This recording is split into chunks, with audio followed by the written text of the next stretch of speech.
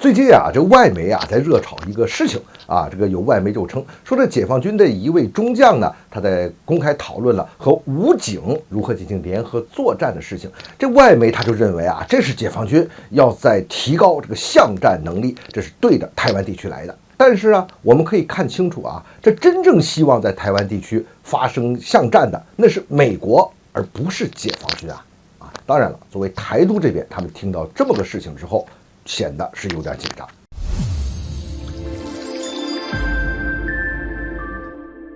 这要说起来嘛，这其实是一次比较平常的一种军事方面的一个讨论，却掀起了这些波澜啊。这个岛内的媒体呢开始热议这么一件事儿，那台独那边呢是很嚣张，在一些绿媒上，台独就在不停的叫嚣，说我们不怕，我们一定要和你解放军干到底，等等等等。当然了，也有表示那个恐惧的。总之呢，那表现出来的这个整个气氛似乎比较紧张。那这件事呢，很明显就是一种炒作，一种大肆的炒作。但是呢，这种炒作它能够弄出一个大动静出来啊，这也恰恰说明这个议题呢是戳中了美国和台独的歹毒之处。什么呢？我们大家都已经看得很清楚了。美国就是要把这个台湾地区变成一个焦土。咱们说台湾问题啊，一定是美国啊将来拿来遏制我们、对抗我们中国的一个重要的一个工具啊，它是阻碍我们中国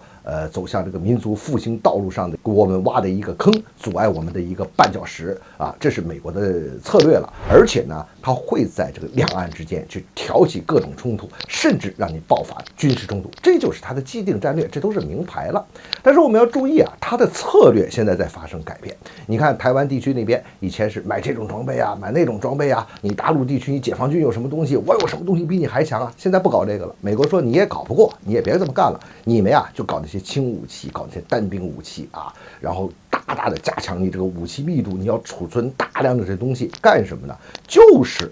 要打这个所谓的消耗战，要把台湾地区变成焦土，就要是让你们搞这个巷战。然后呢，美国你看还要增加军事人员来指导这些台独的武装力量将来怎么干，而且现在要动员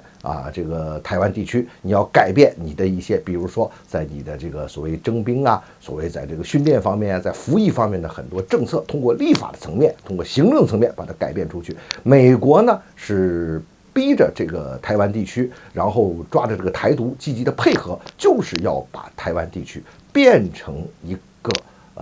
将来所谓的这个血肉磨盘。那么一旦是两岸爆发冲突，他们对台湾采取的策略就是焦土策略。从这一点上，我们看得已经非常非常的清楚了。那作为解放军这边，作为一个军事上的一些讨论和军事上的准备，那肯定是要做的。不是我们要打巷战，我们打什么巷战呢？那台湾地区是我们不可分割的领土，我们要完成的是国家的统一，是民族的复兴。我们可不是要把这个地方搞烂搞砸，这是美国想干的事情。况且他们不也有这个方案吗？这拜登不都说了吗？有比那俄乌冲突还狠的到时候我们就会把这个台湾地区给它消灭掉。这都是他们说出来了，都是个名牌，我们看的都很清楚的了和平统一呢，是我们一定会坚持下去的宗旨，我们会坚持的要走和平统一的道路。但是另外一点也看得很清楚，你想和平统一没有这个军事能力，没有军事手段，没有摧枯拉朽的这种打击能力的话，